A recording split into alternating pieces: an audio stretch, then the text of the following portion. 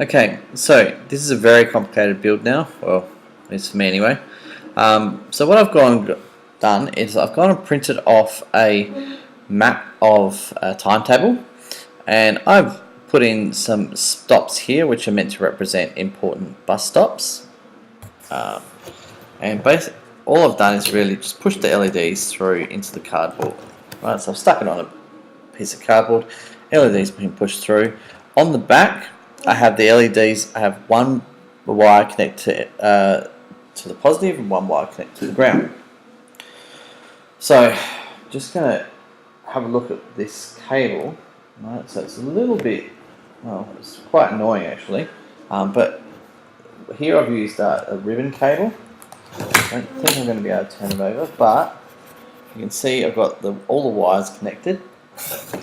The ribbon's coming in here, and I have, in this sense, you've got the red wire, and then next to the red wire I have the brown wire. Now the red wire is going to the positive on the LED, the brown wire is going to the negative of the LED or ground, and very hard to see, right? But on the end I've got the red wire on this side and brown wire on that side. Now this is kind of a really poor way of doing it. If I was any good at soldering, what I should have done is soldered all of the negatives of these together, or connect them up via wire or whatever, and then have the negative come off in one go back to the ground, which should save the job. Also, from the Arduino board, I have lots of wires here. So basically from 6 to 13 I have coming out here. So here I've got pin 13 is this one over here, which goes to here. It goes across the board, so that red wire up to the LED. I think it's probably the one that's on. No, to this LED here. Back through negative along the brown wire, and then I've got these little jumper cables going across here to negative, and negative going along this black wire back to ground on the board. Right, so basically it's just lots of lights, lots of LEDs. The other thing is I've got a a push button, which again is connected to pin 2. So pin 2, positive, cross the button, back to negative, back to ground. It's done. So systematic, but quite complicated. Now, when I press the button, what you'll notice is on the LEDs. So I press the button once, and it's a bit too quick for me. Right, so press the button once, and it goes across. So the driver could actually indicate whereabouts he is, or you could use a GPS sensor or whatever you want. So press the button. If I hold it down, you see it goes back and forward. Right. Okay. Now, to get to the Arduino, to the software. So similar to our fade with a button, right? Here we've got our timer set to 100. Starting off with, we're using a term called this pin, which is 6, and bus stop, which is -1. So all I'm doing is ons and offs, so I'm not worried about fading it. If I was doing fading, that would be even more impressive.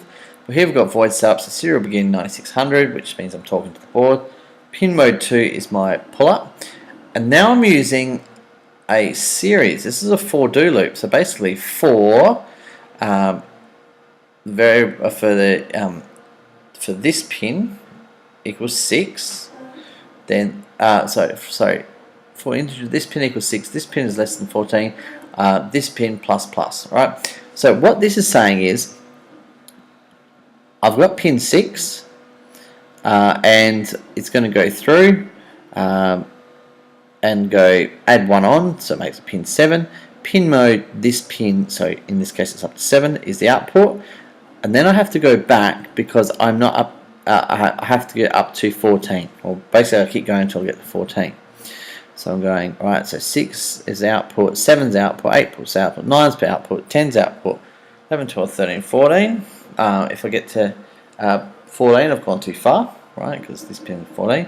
And then it says put this pin back to 6. So all this is saying, and I could do this differently.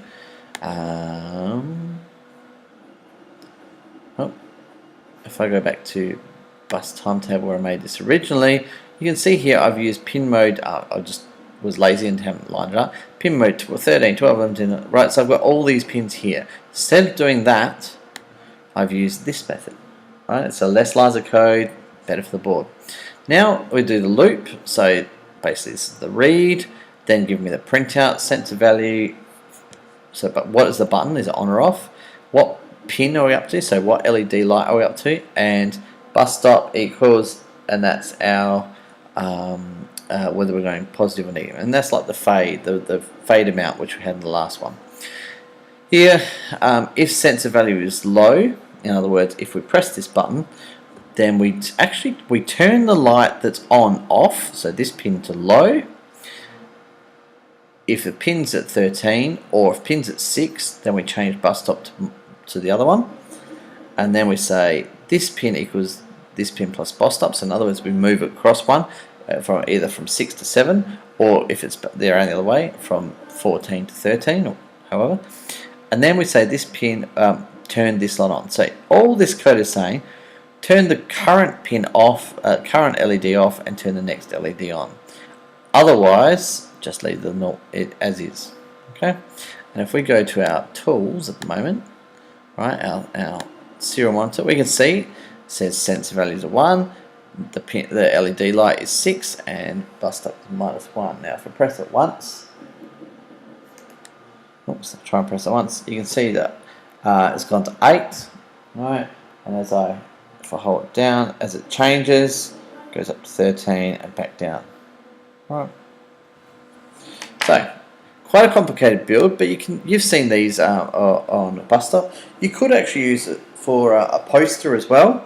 So imagine if you've got a poster with all the different information and a button down here, and you press the button and the different things light up. So maybe a sustainable house, and the buttons are taking you through the different information. So you press the button, you might have information down the bottom with an LED light on it, and maybe there's another LED light in the room. So you might have solar panels. So there's a LED light next to solar panels, and there's an LED light on the roof. And when you press the button, the solar panels lights up, and the light on the top of the roof lights up. So you go, oh, this is the information for that thing. So kind of a cool way of changing what we're doing.